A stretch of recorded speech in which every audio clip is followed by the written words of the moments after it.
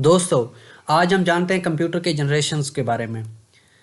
सबसे पहला जनरेशन 1940 और 1950 के डिकेड के दरमियान में आया और इसके अंदर एज आ मेजर इनोवेशन वैक्यूम ट्यूब आया। इसके इस अरसे के दौरान जितने भी सिस्टम इस्तेमाल किए गए या जितने भी सिस्टम बनाए गए उनके अंदर वैक्यूम ट्यूब का इस्तेमाल किया गया। उनके अंदर बतौर मेन मेमोरी मैग्नेटिक ड्रम का इस्तेमाल किया गया और एक्सटर्नल स्टोरेज मैग्नेटिक टेप और पंच टेप्स का इस्तेमाल किया गया। इनके अंदर इनपुट के लिए पंच कार्ड और पेपर का इस्तेमाल किया गया इनपुट और आउटपुट के लिए। उसके अलावा लैंग्वेजेस मशीन लैंग्वेजेस का इस्तेमाल किया गया इसके अंदर कोई ऑपरेटिंग सिस्टम नहीं था। इन सिस्टम के अंदर एनीवेक, यूनिवेक और एडावेक वगैरह शामिल थे। इसी तरह से सेकंड जनरेशन स्टार्ट होता है 1950-1960 के डिकेड के दरमियान। इसके अंदर ट्रांजिस्टर आया। ट्रांजिस्टर जो मेजर इनोवेशन है यहाँ पे सेकंड जनरेशन के अंदर वो ट्रांजिस्टर है। यहाँ पे मेन मेमोरी के तौर पे मैग्नेटिक कोर को इस्तेमाल किया गया और एक्सटर्नल स्टोरेज की जगह पे मैग्नेटिक टेप और मैग्नेटिक डिस्क का इस्तेमाल किया गया।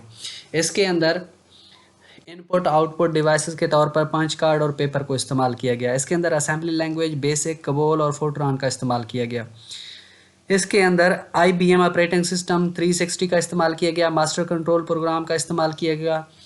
इसके अंदर जो सिस्टम इंट्रोड्यूस हुए उनमें IBM 1401 है और IBM 7094 है। इसके अलावा थर्ड जनरेशन के अंदर हमारे पास इंटीग्रेटेड सर्किट को इंट्रोड्यूस कराया गया। इसके अंदर as a main memory integrated circuit memory इस्तेमाल हुई। हार्ड ड्राइव्स और फ्लॉपी डिस्क को एज अ एक्सटर्नल स्टोरेज इस्तेमाल किया गया। इसके अंदर कीबोर्ड, मॉनिटर और अर्ली माउसेस यूज़ किए गए एज अ इनपुट डिवाइसेस। उसके अलावा लैंग्वेजेस इसमें हाई लेवल लैंग्वेजेस इस्तेमाल हुई जैसे कबोल, फोर्ट्रान और बेसिक ETC। इसके अलावा ऑपरेटिंग सिस्टम यूनिक्स, मल्टिक्स और IBM ऑपरेटिंग सिस्टम 370 का भी इस्तेमाल किया गया।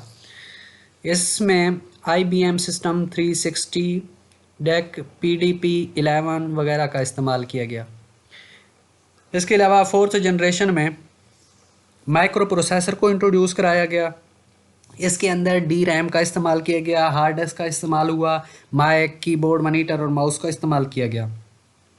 इसके अंदर C लैंग्वेज और पास्कल का इस्तेमाल किया गया। इसके अंदर Unix operating system, MS-DOS operating system का इस्तेमाल किया गया।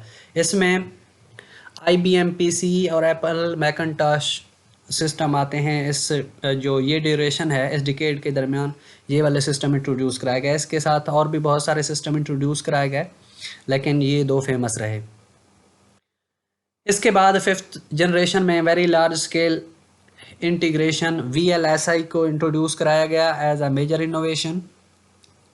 इसकी परफॉर्मेंस जो थी वो प्रीवियस माइक्रो प्रोसेसर से अच्छी थी और अभी तक हम इसी को इस्तेमाल कर रहे हैं। As a main memory RAM का इस्तेमाल किया गया और एक्सटर्नल स्टोरेज के तौर पे आजकल हम लोग देख पा रहे हैं कि हार्ड डिस्क का यूज़ किया गया। अब फास्टेस्ट हार्ड डिस्क आ रहे हैं, लार्जेस्ट कैपेसिटी में आ रहे हैं। इसके साथ इनपुट आउटपुट डिवाइसेस में माइक, कीबोर्ड, मॉनिटर और माउस का इस्तेमाल किया जाता है। लैंग्वेजेस इनमें जो थी वो ऑब्जेक्ट ओरिएंटेड लैंग्वेजेस का इस्तेमाल किया गया। जावा, C++ और पैथन जैसे लैंग्वेजेस इस्तेमाल हुई। Operating system Microsoft window 10, Microsoft के प्रीवियस जो विंडोज़ थे वो भी यूज़ किए गए। मैकिन्टॉश का ऑपरेटिंग सिस्टम यूज़ किया गया। लिनक्स का यूज़ किया गया जैसे मोबाइल फ़ोन्स और कुछ कंप्यूटर्स के अंदर एंड्रॉयड का इस्तेमाल भी किया गया।